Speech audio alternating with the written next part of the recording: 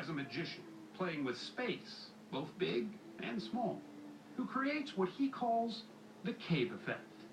It has a lot to do with the juxtaposition of opposites, the sense of being underground with light streaming in, the intimacy of being in a cave, yet the columns end up very large, sometimes 30, 40 feet high. He has no degree in sculpting. He's not a structural engineer, and he's not an architect. He's simply a man who found his passion. Most of the wonder that I feel is in the actual making of the caves. Once they're made, You move on. I move on if I want fresh wonder. He's found that fresh wonder digging about a dozen caves so far, most commissioned by nearby residents who want a piece of livable art. What was here before you started digging? Well, there's just hillside.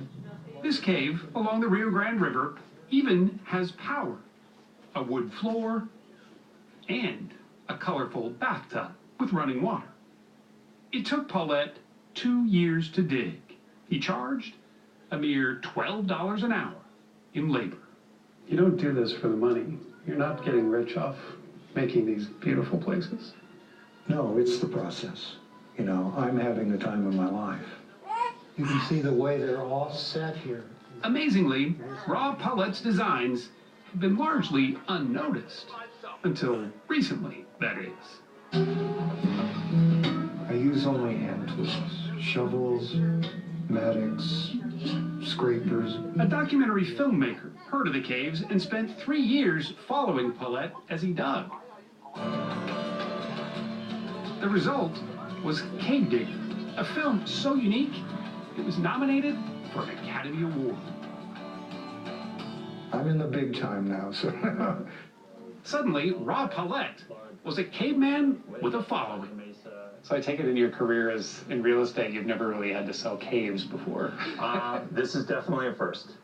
Realtor Tom Abrams is now selling 2 of Paulette's caves, along with the 200 or so acres around them, for close to $1 million.